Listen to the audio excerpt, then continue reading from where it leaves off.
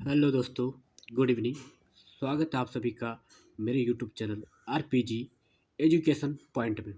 तो दोस्तों, आज मैं अर्थशास्त्र की कुछ महत्वपूर्ण परिभाषाओं को लेकर आया हूं, जो कि अक्सर कक्षा 12 की बोर्ड पेपर में पूछे जाते हैं और महत्वपूर्ण परिभाषाएं हैं। इसी क्रम में पहला है आर्थिक क्रिया। आर्थिक क्रिया क्या होती है? आर्थिक क्रियाएं वे क्रियाएं होती हैं जिनका उद्देश्य धन या आय का सृजन करना होता है। यानी कि ऐसे कोई भी कार्य जहाँ से हमको धन की प्राप्ति होती है या आय की प्राप्ति होती है, उसको हम आर्थिक क्रियाएं बोलेंगे। जो भी कार्य है जहाँ से हमको पैसा मिलता है, धन मिलता है, वो आर्थिक क्रिया होती है।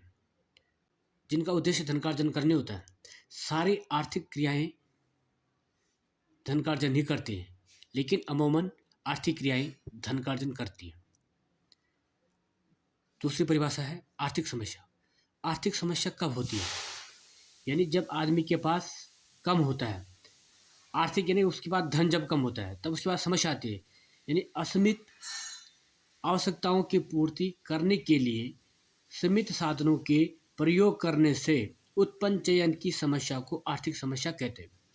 यानी कि जब हमारी आवश्यकताएं अनंत होती हैं या अधिक होते हैं और साधन हमारे पास सीमित हैं, तो वहाँ पे कुछ समस्या आती है, चयन करने की समस्या आती है। मान के चलो हमारे पास पैसे कम हैं और हमारी आवश्यकताएं बहुत सारी हैं, तो हमको लगता है कि हम पहले अपनी कौन सी आवश्यकताएं पूरी करें। वहाँ पे हमारे साथ समस्या उत्पन्न हो जाती है, चयन करने की समस्या उत्पन्न हो जाती है। यानी कि असीमित आवश्यकताओं की पूर्ति करने के लिए सीमित साधनों के प्रयोग से जो समस्या उत्पन्न होती है, उसको बोलते हैं आर्थिक समस्या। तीसरा है उपभोग, कंजप्शन।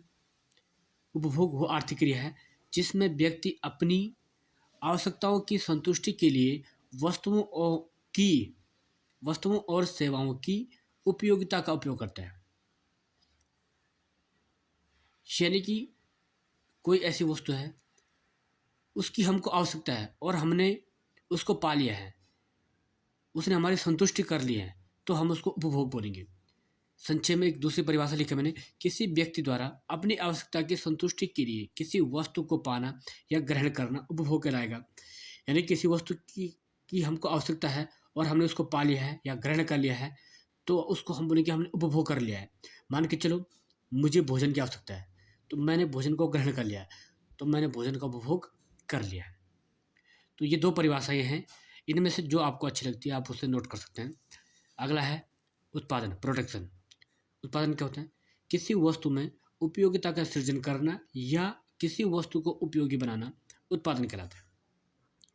यदि कोई भी वस्तु है, अगर हम उसमें कुछ नया कर रहे हैं, उसको उपयोगी बना रहे हैं, तो उत्पादन कहलाएगा। है निवेश।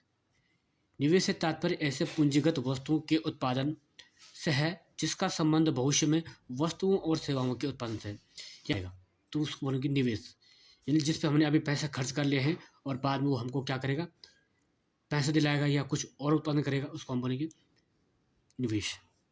या एक और परिभाषा निवेश की, निवेश वह आर्थिक क्रिया है जिसका संबंध भविष्य में और अधिक उत्पादन करने के लिए पूंजीगत वस्तुओं के खरीदने से। यानी कि ऐसी पूंजीगत वस्तुएं जिनको हमने अभी खरीद लिया है और वो बाद में हमको और अधिक उत्पादन दिलाएगी या और अधिक उत्पादन करेगी, उसको निवेश बोलते हैं। अगला है उपयोगिता, यूटिलिटी। इसका दूसरा नाम है तुष्टिगुण।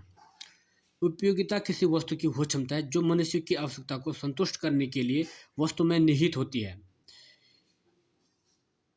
यानी कोई भी वस्तु है, उसके अंदर कोई ना कोई एक शक्ति है जो क्या करती, मनुष्य की आवश्यकता को संतुष्ट करती है। सपोज दैट पानी है, हमको प्यास लगती है तो हम पानी पीते हैं। यानी पानी के अंदर एक ऐसी शक्ति है जो आदमी की प्यास को बुझा सकती है। या खाना है, आदमी को भूख लगती है या किसी प्राणी को भूख लगती है, तो वो खाना खाता है। तो खाने के अंदर एक ऐसी शक्ति है जो मनुष्य के या प्राणी के भूख को कम कर सकता है, मिटा सकता है, तो उसको हम बोलेंगे उपयोगिता।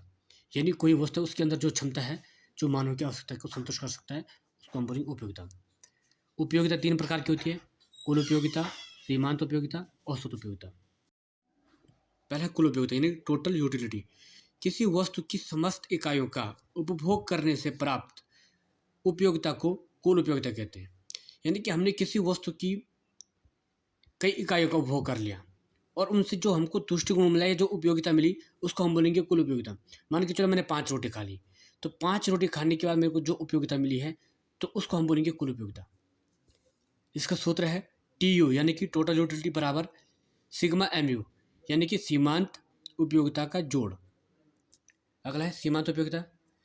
किसी वस्तु की एक अतिरिक्त इकाई का उपभोग करने से प्राप्त उपयोगिता को सीमांत उपयोगिता कहा जाता है।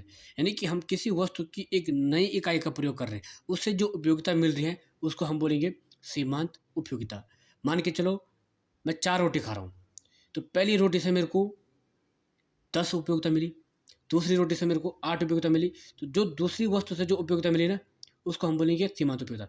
उसके बाद हमने तीसरी खाई, तीसरी से हमको 6 की उपयोगिता मिली, तो तीसरी से जो मिली है वो बोलेंगे हम सीमांत उपयोगिता। सूत्र है इसका MU बराबर TUN माइनस TUN-1 कोष्ठक। उसके बाद है औसत उपयोगिता।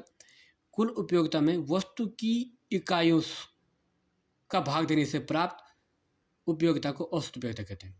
यानी कि मान के चलो अगर हमारी कुल उपयोगिता 100 है और हमारे वस्तु की इकाइयाँ 10 हैं, हम 10 का भाग 100 में देंगे, जो आएगा वो कुल औसत उपयोगिता हो जाएगी। यानी 10 का भाग 100 में देंगे तो 10 आएगा, तो 10 क्या हो जाएगा औसत उपयोगिता। तो दोस्तों कैसी लगी आपको ये वीडियो, कमेंट में बताइएगा ज़रूर। और अगर आपको अच्छे लगे हैं तो प्लीज़ लाइक शेयर कमेंट और सब्सक्राइब ज़रूर कीजिएगा। अभी मैं टॉपिक वाइज वीडियो बनाऊंगा बाद में, क्योंकि अभी पेपर नज़दीक हैं, तो मैं कोशिश कर रहा हूँ लगभग सारी परिभाषाएं आपको बता सकूं और एक एक नंबर के क्वेश्चन मैं वीडियो के माध्यम से आपको बता सकूं। और बाकी टॉपिक वाइज मैं आपको बाद में बताऊंगा एक एक करके।